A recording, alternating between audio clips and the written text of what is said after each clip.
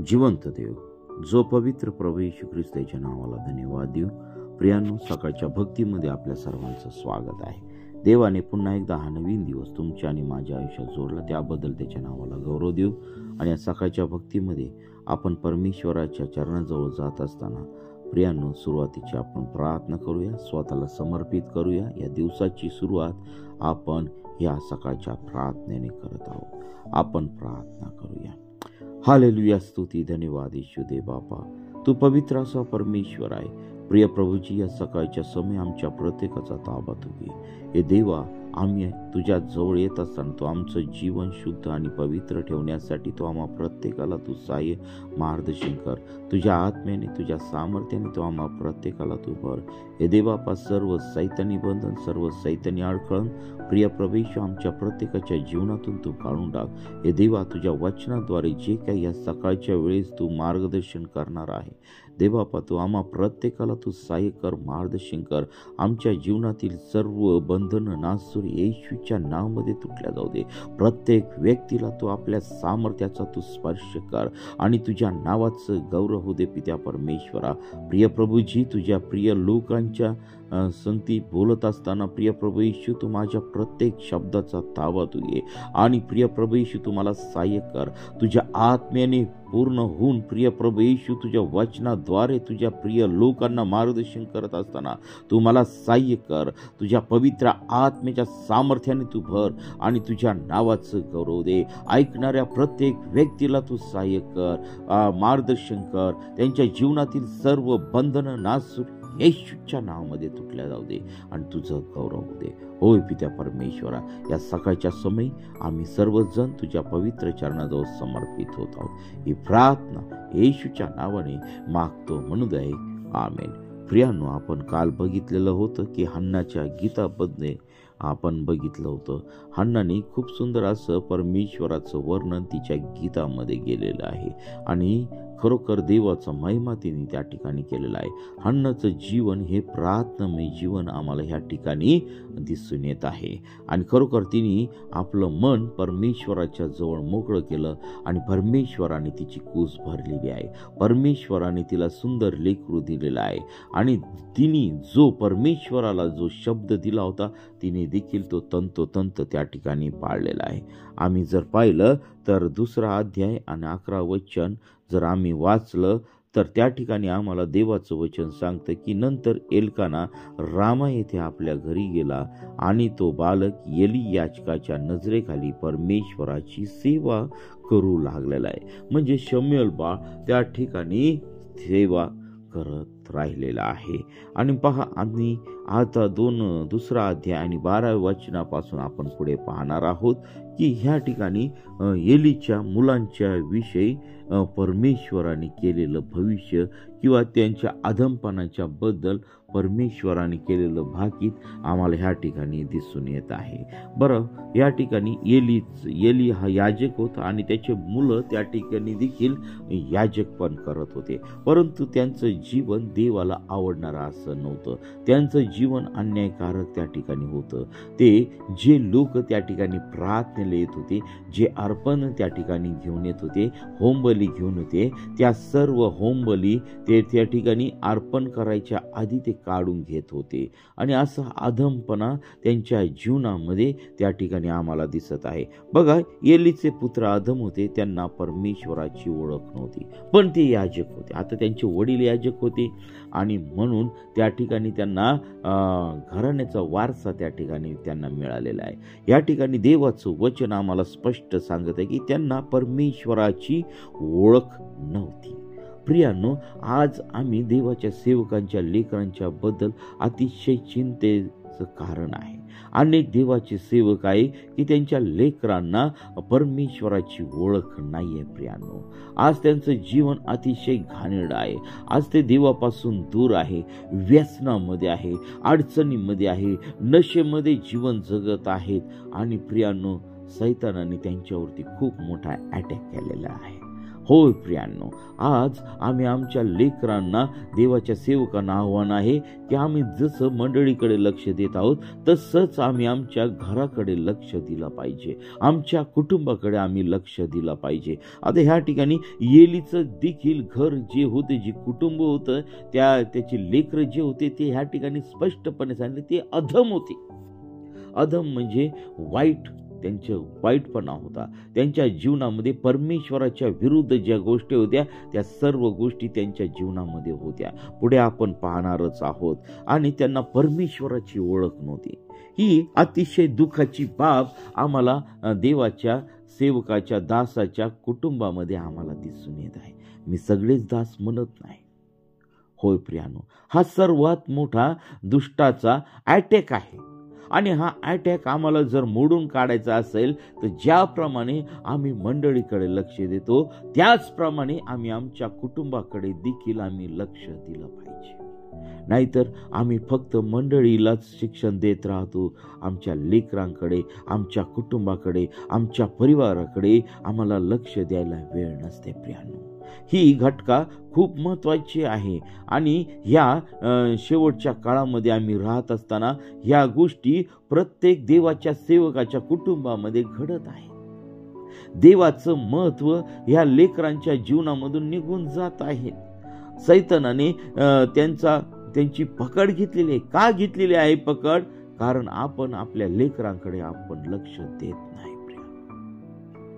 त्या लेकरांना देवाच्या वचनातून नीट शिक्षण नाही आणि म्हणून त्यांचं जीवन अधोगतीत जात आहे.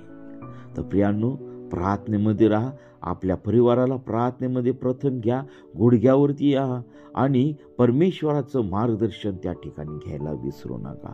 पुढे देवाचं वचन आम्हाला सांगते की लोकासंबंधाने याचकांची वहिवाट अशी होती की कोणी मनुष्य होमबली अर्पिण्यास आला तर मांस शिजत असता याचकाचा चाकर हाती त्रिशूळ घेई तेथे येई आणि परातीत, गंगाळात, कढईत अथवा तपेल्यात त्रिशूळ माळून जितके मांस त्यास लागे तितके याजक स्वतःसाठी घेई.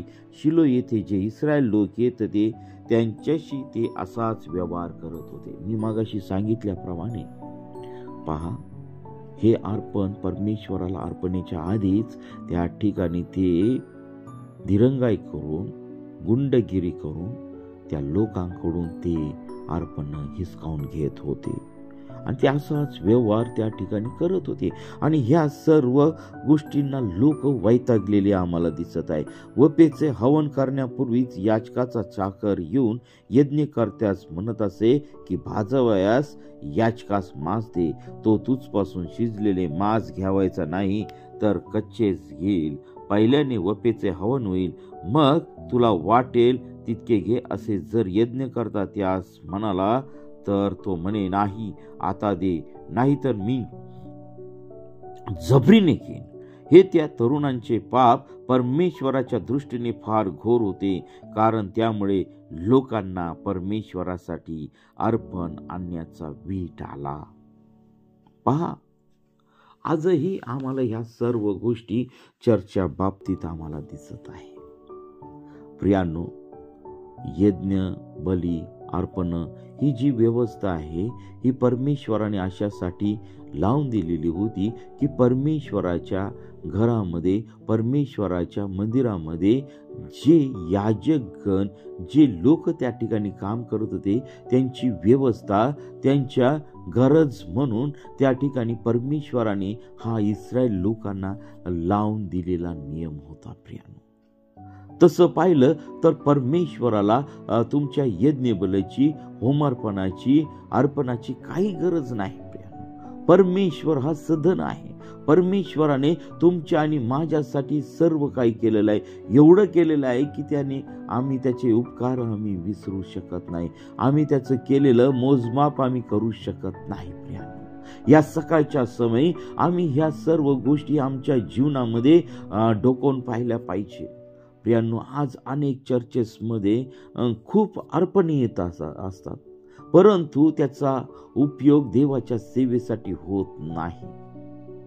आज जर आम्ही या एली याजकाच्या परिवाराकडे जर आम्ही पाहिलं तर हा परिवार, जे लोक त्या ठिकाणी प्रार्थनेला येत होते, परमेश्वराला अर्पण त्या ठिकाणी अर्पण्यासाठी येत होते, तर हे जे लोक आहेत त्यांचे जे चाकर जाऊन त्यांच्या सांगण्यानुसार त्या ठिकाणी करीत होते आणि ते अर्पण करण्याच्या आधी ते जे काय असेल अर्पण करण्याच्या गोष्टी ते त्यांच्याकडून हिसकावून घेत होते प्रियांनो. आणि ह्या सर्व गोष्टी परमेश्वराला क्रोध आणणाऱ्या होत्या आणि ह्या सर्व गोष्टींना कंटाळून देखील लोकांना त्या ठिकाणी अर्पण आणण्यासाठी त्यांना वीट वाटत असे. आणि लोक त्या ठिकाणी नर्वस होत होते, कारण ते एवढ्या लांबून त्या ठिकाणी दरवर्षी यायचे आणि ह्या ठिकाणी असा हा प्रकार चालला होता. हा प्रकार परमेश्वराच्या दृष्टीपुढून लपलेला नाही प्रियांनो. आजही चर्चमध्ये अशा प्रकारच्या गोष्टी घडत आहेत. आज याजक, जे पाळक लोक आहेत, देवाचे दास आहेत, अर्पण घेतात, परंतु त्याचा विनियोग नीट करताना दिसत नाही. स्वतःच्या चैनीसाठी करत आहेत. देवाचा पैशाचा उपयोग आम्ही नीट केला पाहिजे, नाहीतर परमेश्वराला क्रोध आणणाऱ्या गोष्टी त्या ठिकाणी होत आहेत. प्रियांनो, आज आम्ही जो देवाच्या मंदिरामध्ये जो पैसा गोळा करतो, तो मंडळीच्या वाढीसाठी, मंडळीच्या उन्नतीसाठी, मंडळीमध्ये जे गरजवंत आहे त्यांना देण्यासाठी आम्ही तो केला पाहिजे.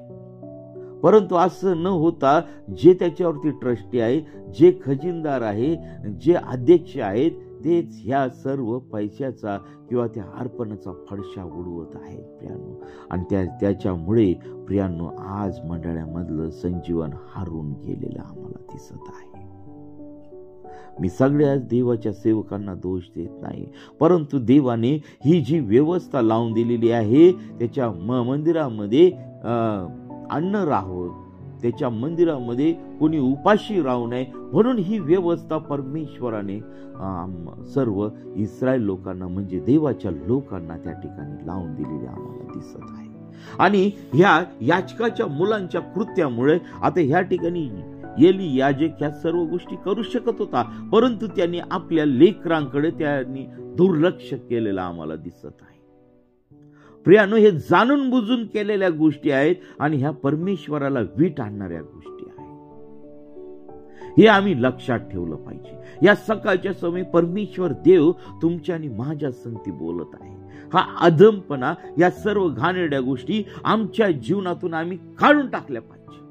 आम्ही सर्वस्वीपणे परमेश्वरावरती अवलंबून राहायला पाहिजे. ज्या इस्रायल लोकांना परमेश्वराने 40 वर्ष रानामध्ये पोसलेलं आहे, त्यांनी कोणत्या प्रकारचं काम केलेलं नाही. त्यांना परमेश्वराने बसून अन्न खाऊ घातलेलं होतं प्रियांनो. आज आमच्या घरी जर पाहुणा जर 2 दिवस जर थांबला तर आम्हाला जड होतं प्रियांनो, परंतु परमेश्वर देवाने, यहोवाने या इस्रायल लोकांना, या देवाच्या लोकांना 40 वर्ष रानामध्ये त्यांना अन्न, वस्त्र, निवारा या सर्व गोष्टी त्या ठिकाणी पुरवलेल्या आम्हाला दिसत आहे प्रियांनो. आता ह्या ठिकाणी याजकाच्या मुलं जे होते ते अधम होते, त्यांना परमेश्वराची ओळख नव्हती. आजही देवाच्या सेवकाच्या लेकरांना परमेश्वराची ओळख नाही आहे. याचं कारण आहे की आज देवाचे दास आपल्या लेकरांकडे लक्ष देत नाहीये. मी सगळ्यांना नाव ठेवत नाही, पुन्हा मी सांगत आहे. आणि त्याचा परिणाम की परमेश्वराची ओळख नसल्याने ते अधमपणा त्यांच्या जीवनामध्ये आलेला आहे. आम्ही ह्या गोष्टीकडे आम्ही लक्ष दिलं पाहिजे प्रियांनो. मग पुढे देवाचं वचन आम्हाला सांगते की हे त्या तरुणांचे पाप परमेश्वराच्या दृष्टीने फार घोर होते, कारण त्यामुळे लोकांना परमेश्वरासाठी अर्पण आणण्याचा वीट आला होता. आणि मग ह्या गोष्टी घडणं अगत्यच आहे मंडळीमध्ये. प्रियांनो, अशी जर गोष्ट जर आमच्या जीवनामध्ये असेल ती आजच बंद करून टाका आणि ह्या पापापासून आम्ही दूर राहायला पाहिजे. मग वचन 18 सांगतं की शमूएल बाळ सणाचे एफोद धारण करून परमेश्वराची सेवा करत असे. परंतु ह्या ठिकाणी शमूएल बाळच्या विषय या ठिकाणी खूप सुंदर असं सांगितलेलं आहे की त्याला लहानपणीच परमेश्वराच्या मंदिरामध्ये सेवा करण्यासाठी सोडलेलं आहे. प्रियानो, माझ्या जीवनामध्ये मला परमेश्वराच्या मंदिराची सेवा करण्यासाठी खूप आवडत आहे. आणि ज्या ज्या लोकांनी परमेश्वराच्या मंदिराची सेवा केलेली आहे त्या सर्व लोकांच्या जीवनामध्ये परमेश्वराने त्यांचं जीवन, त्यांचा परिवार देवाने आशीर्वादित केलेला आहे. आणि म्हणून प्रियांनो, आम्ही परमेश्वराच्या मंदिराची सेवा करत असताना कधी पण आमचा मोठेपणा, लहानपणा आम्ही बाजूला ठेवला पाहिजे आणि निस्वार्थाने परमेश्वराच्या मंदिराची आम्ही सेवा केली पाहिजे. मग ती कोणत्याही प्रकारची सेवा असू द्या. या ठिकाणी शमूएल बाळ त्या ठिकाणी परमेश्वराच्या मंदिराची सेवा तो लहानपणापासून करत होता आणि परमेश्वराने त्याची पकड त्या ठिकाणी घेतलेली आम्हाला दिसत आहे. मग त्याची आई त्याच्यासाठी एक लहानसा जगा तयार करी आणि दरवर्षी आपल्या पती बरोबर वार्षिक यज्ञ करावयासी त्यावेळीस त्याला तो देत असे.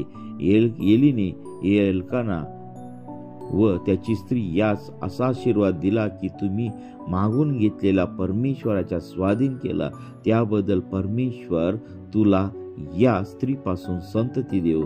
मग ती उभयता आपल्या घरी गेली आणि परमेश्वराने हन्नेवर अनुग्रह केला. ती गर्भवती होऊन तिला 3 पुत्र व 2 कन्या झाल्या. इकडे शमूएल बाळ परमेश्वराच्या समोर वाढत गेला.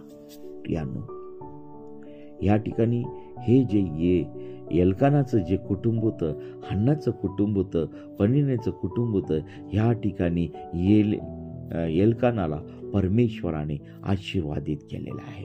हन्नेला आशीर्वादित केलेला आहे. ती परमेश्वराला जो काही शब्द दिला होता त्या शब्दाला ती जागली आणि शमूएल बाळाला त्या ठिकाणी मंदिरामध्ये परमेश्वराच्या हुजुरीला त्याच्या सेवेला त्या ठिकाणी त्यांनी दिलेला आम्हाला दिसत आहे.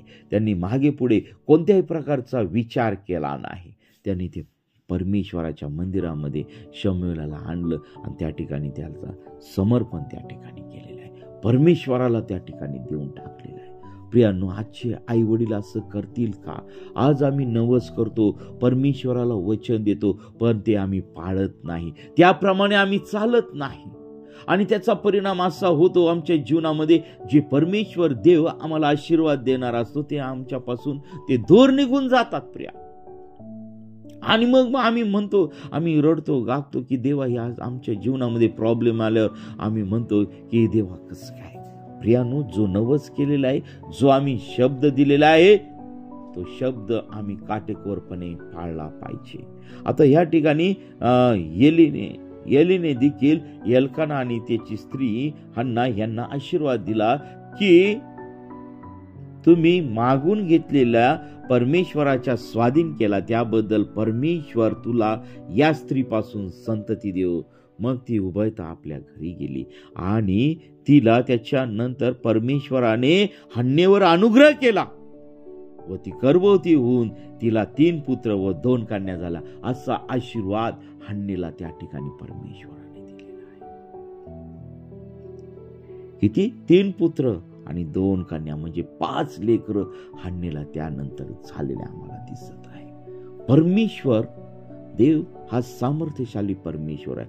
त्याला कोणत्याही प्रकारची अडचण नाही. तो सर्व समर्थ आहे.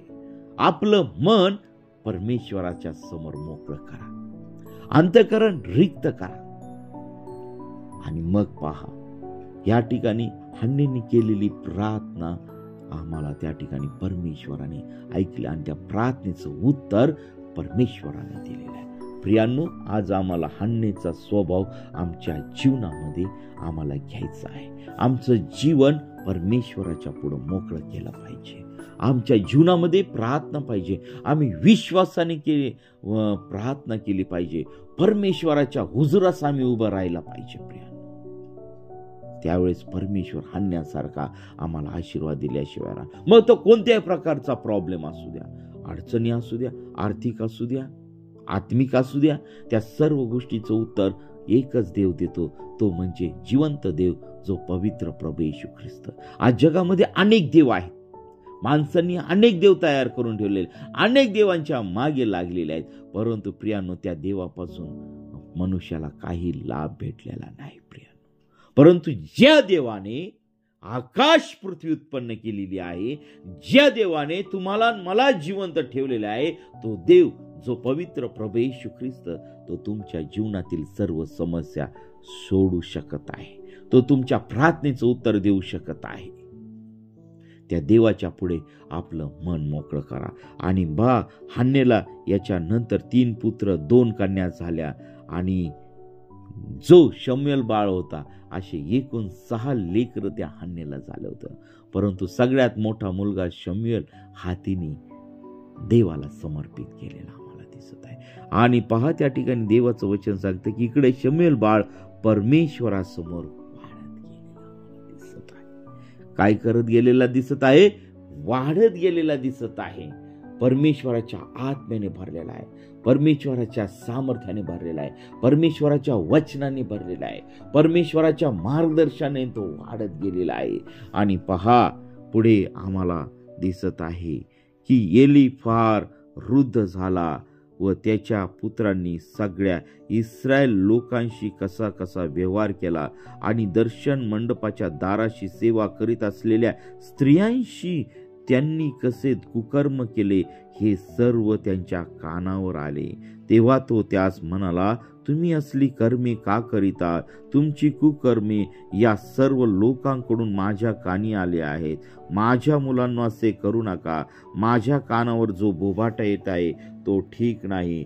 तुम्ही परमेश्वराच्या प्रजेकडून पातक करवित आहात. कोणी मनुष्याने दुसऱ्या मनुष्याचा अपराध केला तर न्यायाधीश त्याचा न्याय करील, पण कोणी परमेश्वराच्या विरुद्ध पातक केले तर त्याची वकिली कोण करील? तरी पण ते आपल्या पित्याचा शब्द ऐकणार, कारण देवाला त्यास मारून टाकायचे होते.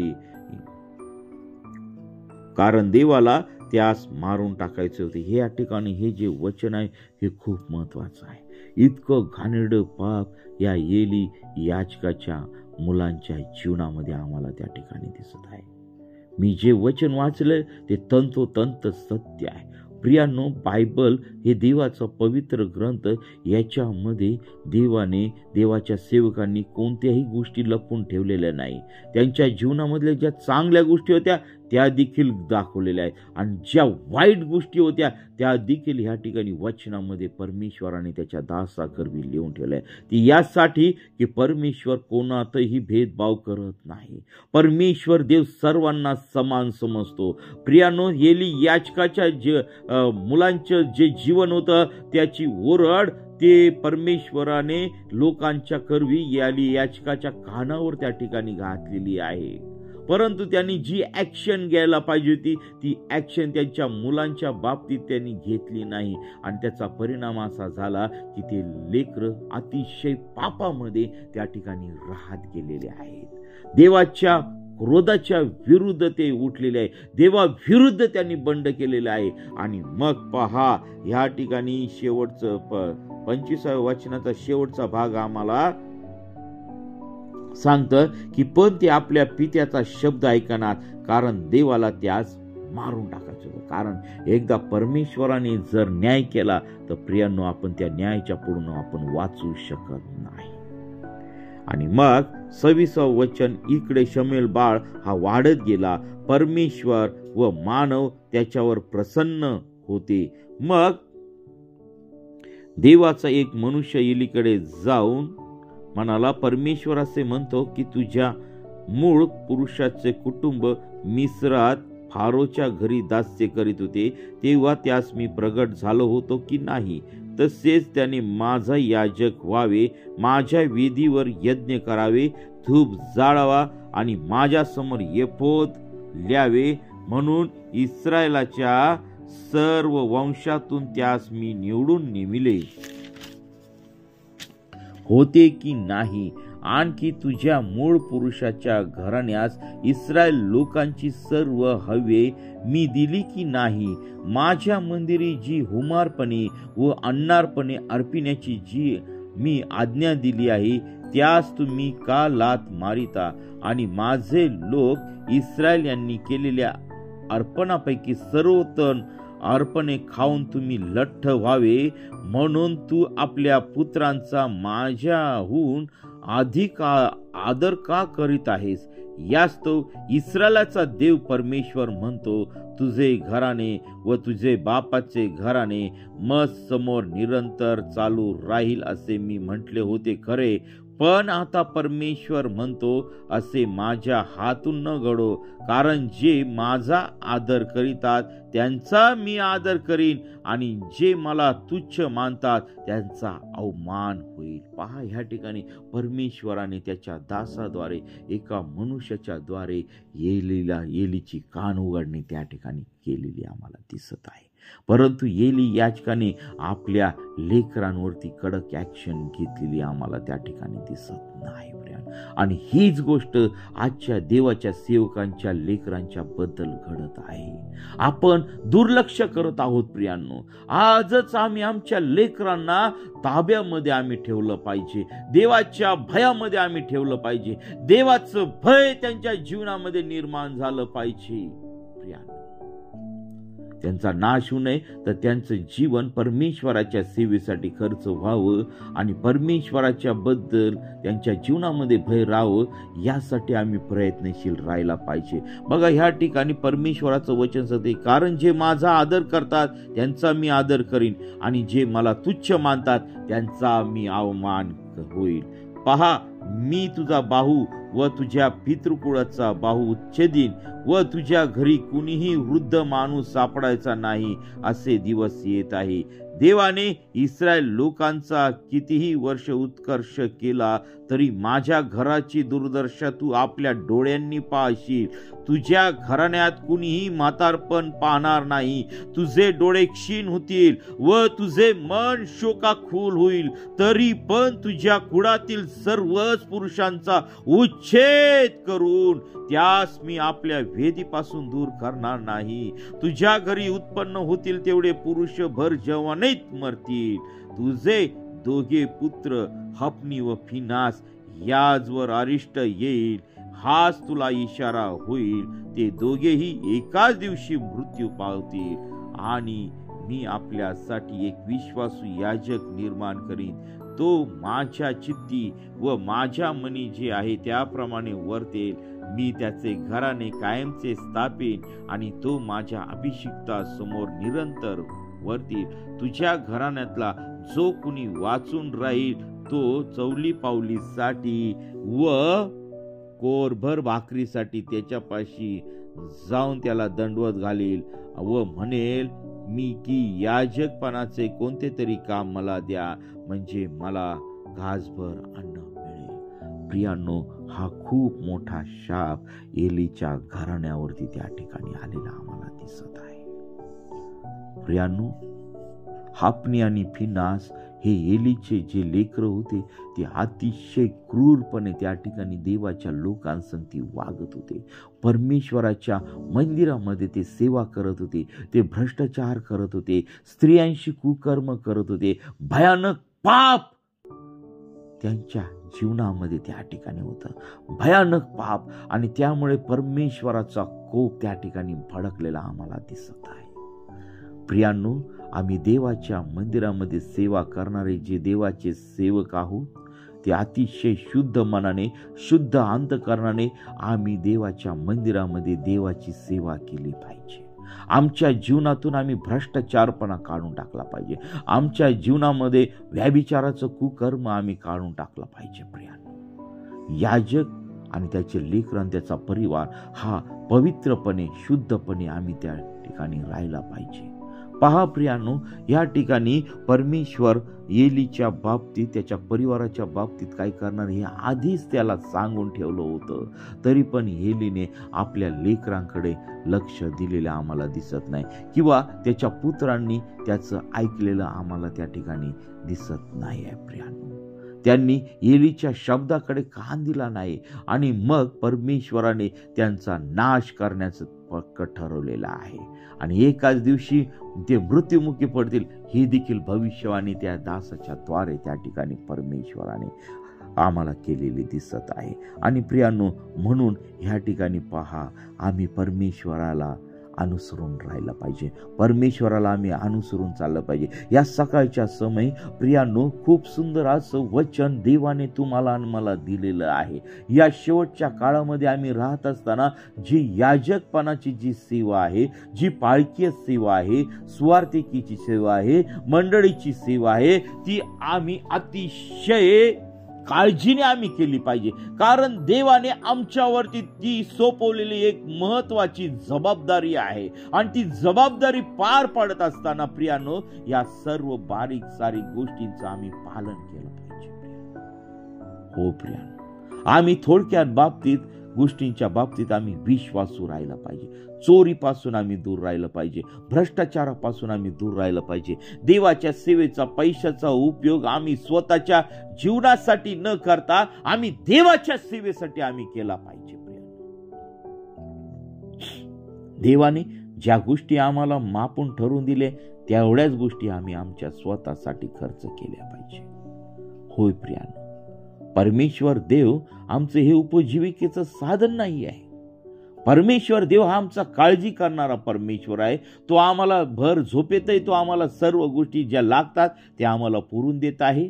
ज्या इस्रायलाला, पुन्हा मी सांगत आहे, ज्या इस्रायलाला त्यांनी 40 वर्ष रानामध्ये पोचलं, आज सर्व पृथ्वीला तो पोचत आहे, सर्व पृथ्वीची काळजी घेत आहे. अख्खा मानव जाती त्या परमेश्वराच्या पुढे अवलंबून आहे आणि तो परमेश्वर देव तुमच्या आणि माझी काळजी घेत असताना प्रियांनो, आम्ही त्याच्या पुढे आम्ही विश्वासू राहायला पाहिजे. सर्व गोष्टी आम्हाला पुरवून दिलेल्या आहे, आम्हाला उत्तमातल्या उत्तम गोष्टी पुरवून दिलेल्या आहे. प्रियांनो, कदाचित तुमच्याजवळ बंगला नसेल, गाडी नसेल, चिंता करू नका.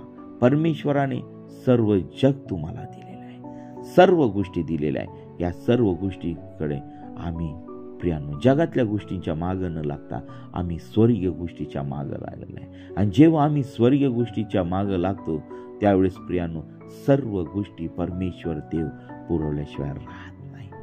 प्रियांनो, तुमच्या जीवनामध्ये निराशा आहे काय? तुमच्या जीवनामध्ये अडचणी आहे काय? तुमच्या जीवनामध्ये आजारपण आहे काय? तुमच्या जीवनामध्ये टेन्शन आहे काय? तुमच्या कुटुंबामध्ये कुटुंब तुटण्याच्या मार्गावर आहे काय? तुम्हाला जॉब नाही काय? प्रियांनो, तर चला आपलं मन, आपलं अंतःकरण परमेश्वराच्या समोर मोकळं करूया. हन्नेसारखं आपण मोकळं करूया. आणि प्रियांनो, आम्ही देवाच्या मंदिरामध्ये सेवा करणारे जर सेवक असू तर आपल्या परिवाराची काळजी घ्या, परिवाराची काळजी घ्या. आपल्या लेकरांकडे लक्ष द्या, आपल्या पत्नीकडे लक्ष द्या आणि आपल्या कुटुंबाकडे लक्ष द्या. आणि मग देवाने जी जबाबदारी दिलेली आहे, सोपवलेली त्या मंडळीकडे लक्ष द्या. प्रियांनो, आज सर्व देवाच्या सेवकांना माझं आव्हान आहे आणि ज्यांच्या जीवनामध्ये समस्या आहेत, अडचणी आहेत, आज या सकाळच्या समय परमेश्वर देव त्या सर्व समस्या तुमच्या जीवनातून काढल्याशिवाय राहणार नाही. होय प्रियांनो, आज जिवंत देव तुमच्या सर्व प्रार्थनेचं उत्तर देणार आहे. फक्त तुमचं मन परमेश्वराच्या पुढे मोकळं करा, विश्वासाने मागा, विश्वासाने मागा. कोणी गरीब राहू नये ही परमेश्वराची इच्छा नाहीये प्रियांनो. कोणी आजारी राहू नये ही परमेश्वराची इच्छा नाहीये. सर्वांना परमेश्वर देव बरं करू इच्छित आहे, सर्वांच्या जीवनामध्ये आनंद राहू देत आहे. प्रियांनो, या परमेश्वराच्या चरणाजवळ येऊया, जिवंत देवाच्या चरणाजवळ येऊया आणि परमेश्वर देव आज तुम्हाला स्पर्श करू इच्छित आहे. तुमचे सर्व प्रॉब्लेम त्याच्या पवित्र नावामध्ये त्यांनी काढून टाकले. चला आपण प्रार्थना करूया, त्या जिवंत देवाला आपण हाक मारूया. हालेलुया, स्तुती, धन्यवाद येशू दे बापा, तू पवित्र असा परमेश्वर आहे. प्रिय प्रभूजी, या सकाळच्या समयी प्रिय प्रभूशी जे कोणी वचन हे ऐकत आहे त्या प्रत्येक दास दासीला तू स्पर्श कर, प्रत्येक तुझ्या प्रिय लोकांना तू स्पर्श कर. ओ पिता परमेश्वरा, सर्व प्रॉब्लेम नासूर येशूच्या नावामध्ये काढून टाकत आहे. प्रत्येकाला तू स्पर्श कर. सर्व आजार, सर्व शाप, सर्व कॅन्सर येशूच्या नावामध्ये आम्ही त्याला शापित करीत आहोत. ओ पित्या परमेश्वरा, या सर्व लोकांना तू मोकळं कर आणि सर्व सैतानी बंधनं, सर्व सैतानीच्या सत्तेखाली असणारे सर्व प्रियजन, प्रिय प्रभू येशू, त्या सर्व सैतानी बंधनं, सर्व शाप, कर्स नासूर येशूच्या नावामध्ये काढून टाकत आहे. प्रत्येकाला तू आरोग्य देत आहे, प्रत्येकाचं जीवन शुद्ध करत आहे. पवित्र करत आहे. तुझी शांती प्रत्येकाच्या कुटुंबामध्ये उतरून येत आहे. प्रत्येकाला तू स्पर्श केलेला आहे, त्याबद्दल मी तुझ्या नावाला धन्यवाद देत आहे. होय पित्या परमेश्वरा, आम्ही प्रत्येक जण तुझ्या पवित्र चरणाजवळ येत आहोत. प्रत्येकाला तू स्पर्श कर आणि तुझ्या नावाचं गौरव होऊ दे पित्या परमेश्वरा. हे देवापा, या सकाळच्या समय आम्ही प्रत्येक जण तुला हाक मारित आहोत, प्रत्येक जण तुला आरोळी मारित आहोत. आणि प्रिय प्रभू येशू, तू आमच्या प्रार्थनेचं उत्तर दिलेलं आहे, त्याबद्दल मी तुझ्या नावाला धन्यवाद देत आहे. प्रिय प्रभू येशू, माझ्या परिवाराला आणि प्रिय प्रभू येशू, आमचा संपूर्ण YMCA परिवाराला तू आशीर्वादित कर आणि तुझं गौरव होऊ दे पित्या परमेश्वरा. ज्याप्रमाणे तुझ्या लोकांना आशीर्वादित केलंय, त्याप्रमाणे देखील तू मला आशीर्वादित केलंय. सर्व गोष्टी प्रिय प्रभू येशू आमच्या जीवनामध्ये उतरून दे. प्रभूच्या सर्व उपास प्रार्थना तू आशीर्वादित कर. आमच्या देशाला तू आशीर्वादित कर. आमच्या सर्व भारतीय लोकांना तू आशीर्वादित कर आणि तुझ्या नावाचं गौरव होऊ दे. होय पित्या परमेश्वरा, आम्ही सर्वजण तुझ्या पवित्र चरणाजवळ येत आहोत.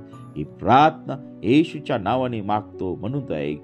आमेन. प्रियानो, आपल्याला जर प्रार्थनेची गरज आहे तर 97331668 या क्रमांकावरती संपर्क करा. आम्ही आपल्यासाठी प्रार्थना करीत आहोत. देवबाप आपल्या प्रत्येकाला आशीर्वादित करो. आमेन, आमेन, आमेन, आमेन, आमेन.